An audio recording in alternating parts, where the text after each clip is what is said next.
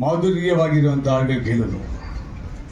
So ಭಾಳ ತುಂಬ ಚೆನ್ನಾಗಿ ಮೂಡಿ ಬಂದಿದೆ. 5 ಹಾಡು ತುಂಬ ಚೆನ್ನಾಗಿ ಬಂದಿದೆ. ರಜತ್ ಹೆಗ್ಡೆ ಅವರು ಮತ್ತು ಸಂಚಿತ್ ಹೆಗ್ಡೆ, ಶ್ರೀರಾಮ್ ಸಾಕಷ್ಟು ಜನ ಆಡಿದ್ದಾರೆ. ಎಲ್ಲ ಹಾಡೂ ನೋಡಿದ್ದೇನೆ. ಪ್ರಾಣ್ ಅವರು ಡಿ ಬಾಬು ಅವರು ಇದ್ದಂತೆ ಭಾಳ ವರ್ಷಗಳಿಂದ ಇಂಡಸ್ಟ್ರಿ ಇದ್ದಾರೆ ಅವರು. ಸೊ ಎಲ್ಲಿದ್ದಾರೆ ನಿರ್ದೇಶಕರು? ಬನ್ನಿ ಸರ್, ನೀವು ಬನ್ನಿ. ಸೊ ಭಾಳ ನಿರೀಕ್ಷೆ ಇಟ್ಕೊಂಡಿದ್ದೀನಿ ನಾನು ಕೂಡ. ಈ ಸಿನಿಮಾ ತಂಡ ಪರಿಚಯ ಆದ ತಕ್ಷಣ ನನಗನ್ಸಿದ್ದು ನಿರ್ಮಾಪಕರಲ್ಲಿರುವ ಸಿದ್ಧತೆ, ನಿರ್ದೇಶಕರಲ್ಲಿರುವ ಬದ್ಧತೆ, ಕಥೆಯಲ್ಲಿರುವ ಶುದ್ಧತೆ. ಅದು ಕಥೆ ಅಷ್ಟು ಶುದ್ಧವಾಗಿರೋದ್ರಿಂದ ಚೆನ್ನಾಗಿದೆ. ನನಗೆ ನಿರ್ದೇಶಕರು ನಿರ್ಮಾಪಕರದ್ದು ಮನಸ್ಥಿತಿಗಳು ತುಂಬ ಒಂಥರ ಸೆನ್ಸಿಟಿವ್ ಆಗಿದೆ. ಮತ್ತು ಎಲ್ಲರೂ ಕೂಡ ಒಂದು ಕವಿತಾ ಪ್ರಿಯರು. ಇದಕ್ಕೆ ಒಂದು ಚಿಕ್ಕ ಉದಾಹರಣೆ ಅಂದರೆ, ನಾನು ಫಸ್ಟ್ ಭೇಟಿ ಮಾಡಬೇಕಾದ್ರೆ ನಿರ್ದೇಶಕರು ಒಂದು ಒಳ್ಳೆ ರೇಷ್ಮೆ ಪಂಚೆ, ರೇಷ್ಮೆ ಶರ್ಟು, ತಾಂಬೂಲ ಗಿಂಬೂಲ ಎಲ್ಲ ಇಟ್ಕೊಂಡು, ಹಿಂದಿನ ಕಾಲದಲ್ಲಿ ಕವಿಗಳಿಗೆ, ಚಿತ್ರ ಸಾಹಿತಿಗಳಿಗೆ ಪ್ರತಿ ನಿರ್ಮಾಪಕರು ಆ ರೀತಿ ಗೌರವ ಕೊಡ್ತಿದ್ರಂತೆ. ಆ ರೀತಿ ಎಲ್ಲವನ್ನು ತೊಗೊಂಡು ನನ್ನ ಭೇಟಿ ಮಾಡೋಕ್ಕೆ ಬಂದರು. ನಾನಂದರೆ ಖಂಡಿತ ಈ ಸಿಲ್ಕ್, ಈ ರೇಷ್ಮೆ ಬೇಡ, ರೇಷ್ಮೆ ಅಷ್ಟು ನವಿರಾಗಿರೋ ಸಿಚುಯೇಷನ್ ಕೊಟ್ಟಿದ್ದೀರಾ, ನಾನು ಹಾಡು ಬರ್ತಿದ್ದೀನಿ, ಅವೆಲ್ಲ ಏನೂ ಬೇಡ ಅಂತೇಳಿ ಅದನ್ನು ನಿರಾಕರಿಸಿದೆ. ನಿರ್ಮಾಪಕರು ಏನು ಮಾಡಿಬಿಟ್ರು, ಇಷ್ಟುದ್ದ ಅವ್ರ ಹ್ಯಾಂಡ್ ರೈಟಿಂಗಲ್ಲಿ ನನಗೊಂದು ಪತ್ರ ಬರೆದು, ಆ ಪತ್ರ ನನ್ನ ಮುಂದೆ ಓದ್ಬಿಟ್ಟು ನನ್ನ ವೆಲ್ಕಮ್ ಮಾಡಬೇಕು ಅಂತೆಲ್ಲ ಪ್ರಯತ್ನ ಮಾಡಿದ್ರು ಅವರು, ಉಮೇಶ್ ಅವರು.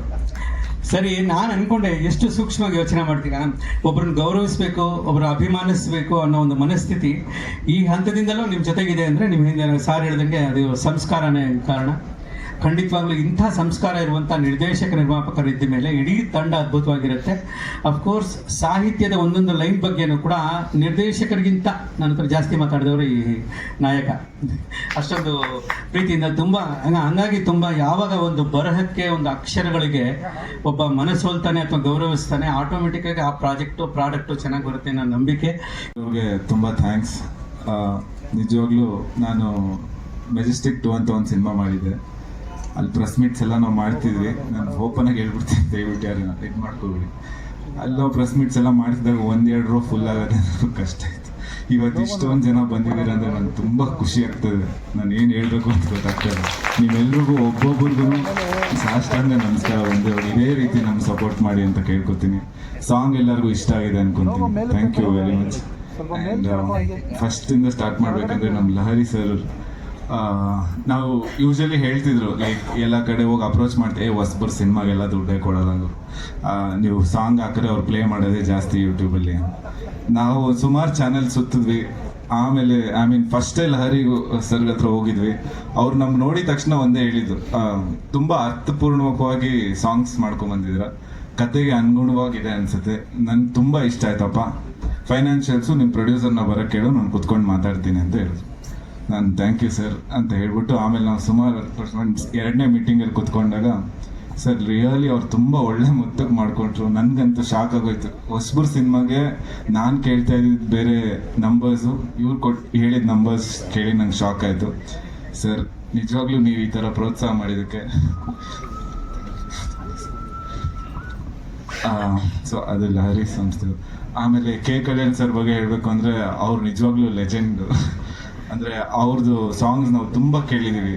ಲೈಕ್ ಅವ್ರ ಹತ್ರ ಮಾತಾಡೋದು ಎಲ್ಲರಿಗೂ, ಸರಸ್ವತಿ ಅವರು ಇದರಲ್ಲಿ ಎದ್ದು ಕೊಂಡಾಡ್ತಾಳೆ, ಅಂಥವ್ರು ಬಂದು ನಮ್ಗೆ ಈ ಥರ ಸಾಂಗ್ 2 ಲ್ಯಾಂಗ್ವೇಜಲ್ಲೂ ಬೇಕು ಸರ್, ಏನು ಅಂದರೆ ಆ ಕತೆಗೆ ಅನುಗುಣವಾಗಿ ಬೇಕು ಅಂದಾಗ ಅವರು 2 ಮಾತಾಡಿದಿರ ಪಾಪ ನಾವು ಏನೇ ಕೇಳಿದ್ರು ಎಲ್ಲ ಮಾಡಿಕೊಟ್ರು ಸರ್. ನಿಮ್ಮ ದೊಡ್ಡತನಕ್ಕೆ ತುಂಬ ಥ್ಯಾಂಕ್ಸ್ ಸರ್. ಆ್ಯಂಡ್ ಈ ಫಿಲಮ್ ಬಗ್ಗೆ ಮಾತಾಡಬೇಕು ಅಂದರೆ, ನನಗೆ ಪ್ರಾಣನು ಉಮೇಶ್ ಸರು ಒಂಥರ ನಂದೇ ಬಾಡಿ ಪಾರ್ಟ್ಸ್. ಅವರು ಅಷ್ಟು ಕ್ಲೋಸು. ನಾವಿಬ್ಬರು ಕಿತ್ತಾಡ್ದಿರೋ ದಿನ, 3 ಜನ ಕಿತ್ತಾಡ್ದಿರೋ ದಿನ ಇಲ್ಲ, ಹಂಗೆ ಒಂದಾಗಿ ಪಾರ್ಟಿ ಮಾಡ್ದಿರೋ ದಿನನೂ ಇಲ್ಲ. ಅಷ್ಟು ನಾವು ಒಗ್ಗಟ್ಟಲ್ಲಿ ಕೆಲಸ ಮಾಡಿದ್ದೀವಿ. ಪ್ರತಿಯೊಂದು ಹೆಜ್ಜೆಲೂ ಅವರು ಬೆನ್ನೆಲುಬಾಗಿ ನಿಂತಿದ್ದಾರೆ. ನನಗೆ ಯಾವ ಜನ್ಮದ ಪುಣ್ಯನೋ ಏನೋ, ನನಗೆ ಬ್ರದರ್ಸ್ ಯಾರೂ ಇಲ್ಲ. ಇವ್ರು ನಿಜವಾಗ್ಲೂ ನನ್ನ ಲೈಫಲ್ಲಿ ಬ್ರದರ್ಸ್ ಅಂತಲೇ ಹೇಳ್ತೀನಿ. ಈ ಮೂವಿ ಮುಗಿಲಿ ಓಡಲಿ ಬಿಡಲಿ, ಇವ್ರ ಲೈಫಲ್ಲಿ ನನ್ನ ಜೊತೆ ಇರ್ತಾರೆ ಯಾವಾಗ. Thank you sir, thank you so much.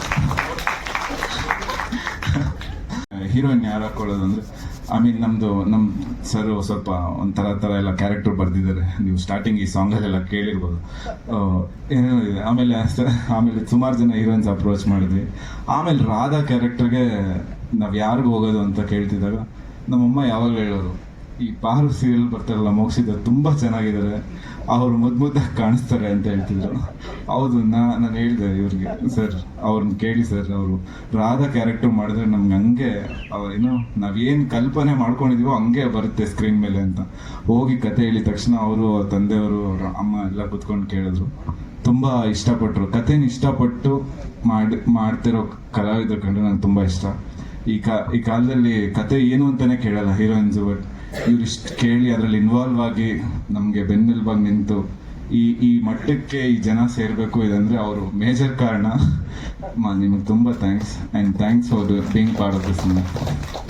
And Riya ಅವರು ಅಷ್ಟೇ, ಅವ್ರು ಡೆಲ್ಲಿಲಿದ್ರು ಅವ್ರ ಪಾಪ ಬಂದು ಇಲ್ಲಿ ಕತೆ ಕೇಳಿ ಆಮೇಲೆ ಡಿಸೈಡ್ ಮಾಡೋದು ನಾನು ಈ ಮೂವಿ ಮಾಡಬೇಕಾ ಬೇಡವಾ ಅಂತ.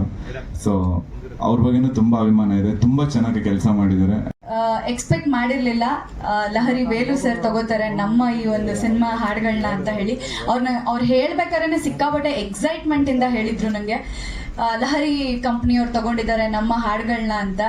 ಸೊ ತುಂಬ ಖುಷಿ ಆಯಿತು. ಬಿಕಾಸ್ ನಾವು ಚಿಕ್ಕ ವಯಸ್ಸಿಂದ ಹಾಡುಗಳು ಕೇಳ್ಕೊಂಡು ಬೆಳೆದಿರ್ತೀವಿ, ಬಟ್ ನಮ್ಮ ಸಿನಿಮಾ ಹಾಡುಗಳನ್ನ ಅದು ಲಹರಿ ಕಂಪ್ನಿಯಲ್ಲಿ ನಾವು ಕೇಳ್ತೀವಿ, ಅಂದರೆ ಲಹರಿ ಮ್ಯೂಸಿಕಲ್ಲಿ ನಾವು ಕೇಳ್ತೀವಿ ಅಂದಾಗ ಅದೊಂದು ಖುಷಿನೂ ಆಗುತ್ತೆ, ಅದೊಂದು ಹೆಮ್ಮೆ ಪಡುವಂತಹ ವಿಷಯ ಕೂಡ ಹೌದು.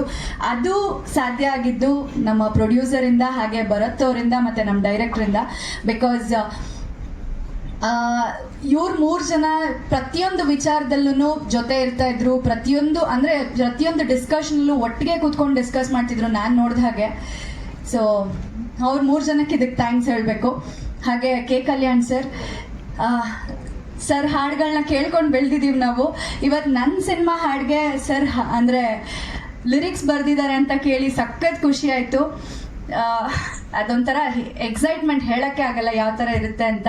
ಆ ಎಕ್ಸೈಟ್ಮೆಂಟ್ ಇದೆ ಸರ್ ನನಗೆ. ಡೈರೆಕ್ಟಾಗಿ ನಿಮ್ಮನ್ನ ನೋಡ್ತಿರೋದು, ಇಲ್ಲಿ ಕೂತಿರೋದು, thank you so much sir. ಅಂತ ಒಂದು ಒಳ್ಳೆ ಹಾಡನ್ನ ನಮಗೆ ಕೊಟ್ಟಿದ್ದಕ್ಕೆ ಥ್ಯಾಂಕ್ ಯು ಸರ್.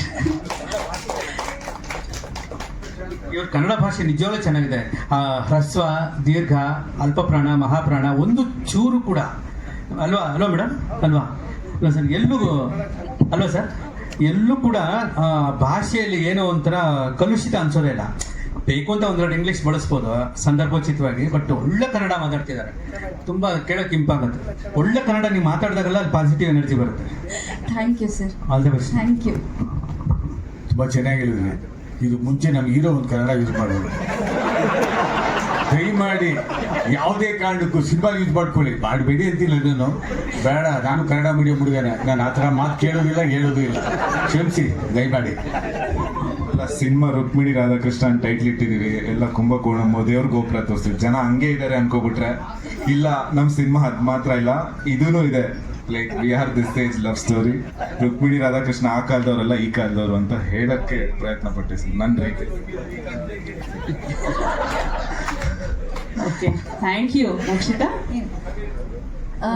ನಮ್ಮ ಪ್ರೊಡ್ಯೂಸರ್, ಯಂಗೆಸ್ಟ್ ಪ್ರೊಡ್ಯೂಸರ್, ಅವರಲ್ಲಿ ಎಷ್ಟು ಡೆಡಿಕೇಶನ್ ಇತ್ತು ಅಂತಂದರೆ ಈಗಲೂ ಇದೆ.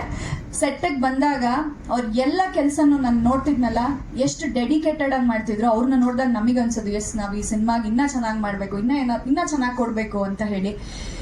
ಪಾಪ ನಮ್ಮನ್ನ ತುಂಬ ಚೆನ್ನಾಗಿ ನೋಡ್ಕೊಂಡಿದ್ದಾರೆ. ಕುಂಭಕೋಣಕ್ಕೆ ಕರ್ಕೊಂಡು ಹೋದಾಗ್ಲೂ ನಮ್ಗೆ ಏನೂ ತೊಂದರೆ ಆಗದೆ ಇರೋ ಹಾಗೆ, ಸಿನಿಮಾಗೆ ಏನೂ ತೊಂದರೆ ಆಗದೆ ಇರೋ ಹಾಗೆ ನೋಡ್ಕೊಂಡಿದ್ದಾರೆ. ಆ ಫ್ರೇಮ್ಗಳನ್ನ ನೋಡಿದ್ರೆ ನಿಮಗೆ ಗೊತ್ತಾಗುತ್ತೆ ಎಷ್ಟು ಚೆನ್ನಾಗಿ ಅವರ ಒಂದು ಜವಾಬ್ದಾರಿನ ನಿಭಾಯಿಸಿದ್ದಾರೆ ಅಂತ ಹೇಳಿ. ನಮ್ಮ ಡೈರೆಕ್ಟರ್ ಸಿನಿಮಾ ಕತೆ ಅವ್ರು ನನಗೆ ಫಸ್ಟ್ ಬಂದು ಹೇಳಿದಾಗ, ನೀವು ಯಾವ ಪಾತ್ರ ಆಯ್ಕೆ ಮಾಡ್ಕೋತೀರಾ ಅಂತ ಕೇಳಿದ್ರು ನನಗೆ. ಈ 2 ಪಾತ್ರದಲ್ಲಿ ನಿಮ್ಮ ಆಯ್ಕೆ ಏನಾಗಿರುತ್ತೆ ಅಂತ. ನಾನು ಅವಾಗ ಹೇಳಿದೆ ನಾನು ರಾಧಾ ಮಾಡಬೇಕು ಅಂತ ಹೇಳಿ. ಅವಾಗ ಅವ್ರು ಹೇಳಿದ್ರು, ನಮ್ಗಳ ತಲೆಯಲ್ಲಿ ಇದ್ದಿದ್ದು ಅದೇ ಪಾತ್ರನೇ, ರಾಧಾ ನಿಮಗೆ ಸೆಟ್ ಆಗೋದು. ಸೊ ಆ ಪಾತ್ರಕ್ಕೆ ನಾವು ಫಿಕ್ಸ್ ಆಗಿದ್ವಿ, ಬಟ್ ನೀವೇನು ಒಪ್ಕೋತೀರಾ ಇಲ್ವಾ ಅಂತ ಹೇಳಿ ನಾವು ಡೌಟಲ್ಲಿದ್ವಿ. ಸೊ ಹಾಗಾಗಿ ನಿಮ್ಮನ್ನೇ ಕೇಳಿದ್ದು ಅಂತಂದ್ರು. ನನಗೆ ಕತೆ ಕೇಳಿದ ತಕ್ಷಣ ಎಸ್, ಅಂದರೆ ರುಕ್ಮಿಣಿ ಪಾತ್ರ ತುಂಬ ಚೆನ್ನಾಗಿದೆ. ರುಕ್ಮಿಣಿ ಇಲ್ಲದೆ ರಾಧಾ ಇಲ್ಲ, ಆದರೆ ಆ ರಾಧಾ ಪಾತ್ರದ ಇಂಟೆನ್ಸ್ ತುಂಬ ನನಗಿಷ್ಟ ಆಯಿತು. ಹಾಗೆ ಜನರ ಮನಸ್ಸಲ್ಲಿ ಆ ಪಾತ್ರ ಉಳಿಯುತ್ತೆ ಅಂತ ಹೇಳಿ ಅನ್ನಿಸ್ತು.